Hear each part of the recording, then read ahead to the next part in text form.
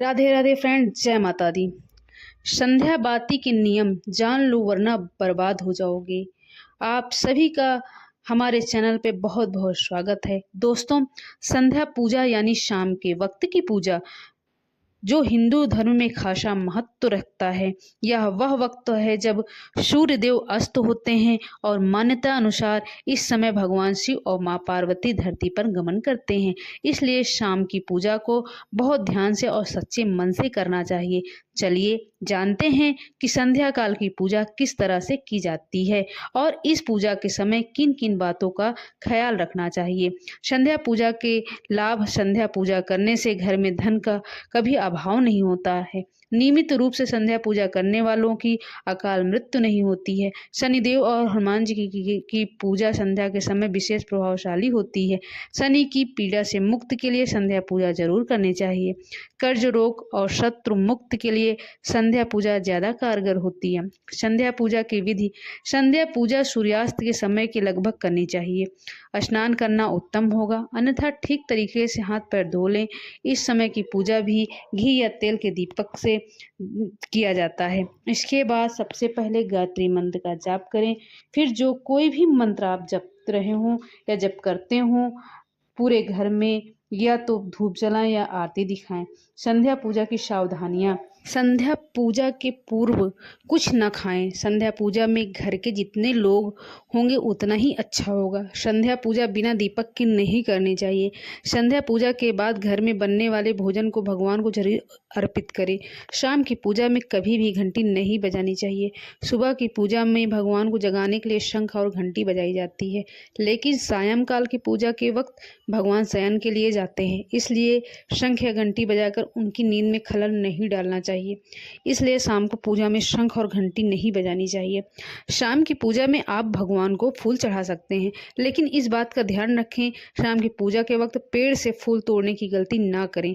अगर आपको फूल चढ़ाने हैं तो आप पहले ही पेड़ों से फूल तोड़कर रख सकते हैं। दरअसल शाम के वक्त पेड़ों से फूल तोड़ना गलत माना जाता है, वर्जित माना जाता है। शाम की पूजा का एक तय वक्त निर्धारित होता है। सूर्यास्त होने से 1 घंटा पहले या सूर्यास्त होने के 1 घंटा बाद तय वक्त पर ही सायंकाल की पूजा करनी चाहिए। शाम के वक्त सूर्य देव की पूजा कभी नहीं करनी चाहिए। उनकी पूजा का वक्त हमेशा सुबह ही होता है, इसलिए शाम के वक्त सूर्य देव की पूजा ना करें।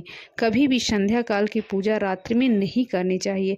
ऐसा करने से देवगण नाराज होते हैं, जिससे आर्थिक संकट प्रकट हो सकता है।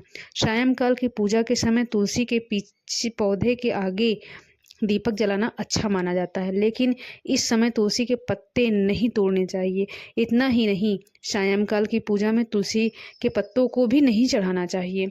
संध्या पूजा में दीपक जलाने के नियम एक कहाँ रखें। ज्योतिष शास्त्र के अनुसार माने तो पूजा करते समय केवल दीप ही जलाना ही पर्याप्त नहीं है, बल्कि उसे कहाँ रखना है यह भी जानना उतना ही जरूरी है।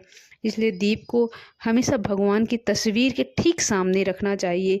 इसके अलावा अगर घी का दीपक जला रहे हैं तो उसे अपने बाएं हाथ की ओर रखें, और तेल का दीपक जला रहे हैं तो उसे अपने दाएं हाथ की ओर रखें।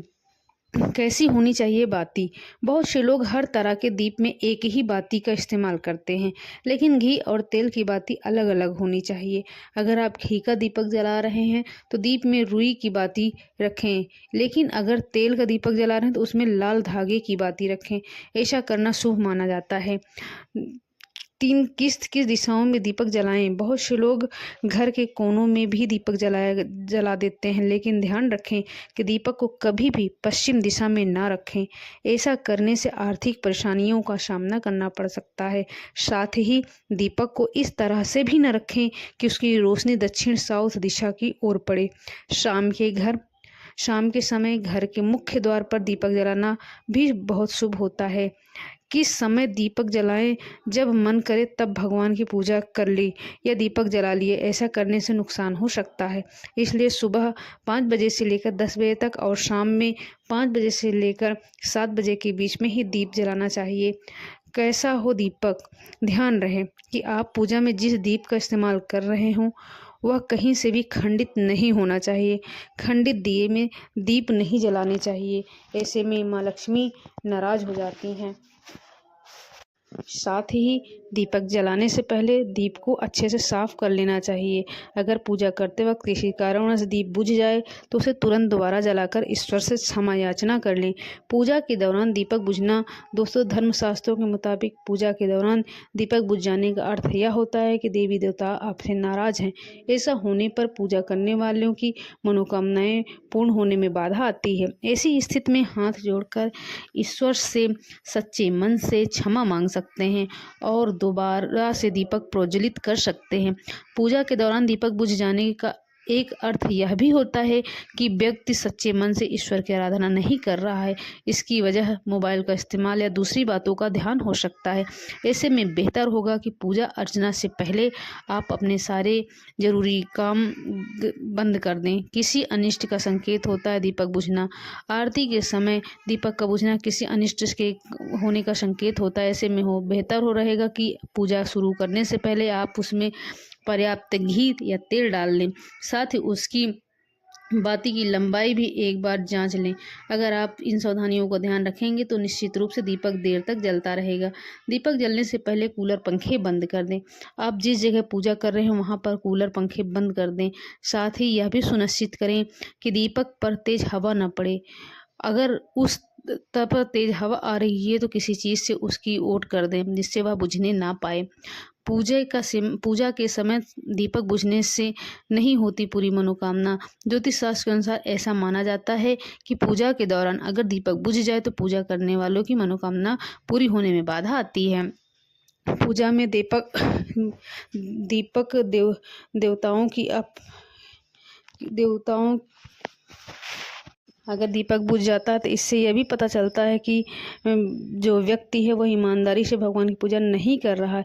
इसलिए दीपक के बुझने के और भी कारण हो सकते हैं। विद्वानों का मत है कि यदि किसी पूजा के दौरान दीपक बुझ जाए तो आप हाथ जोड़कर भगवान से क्षमा मांग सकते हैं और फिर से दीपक जला सकते हैं।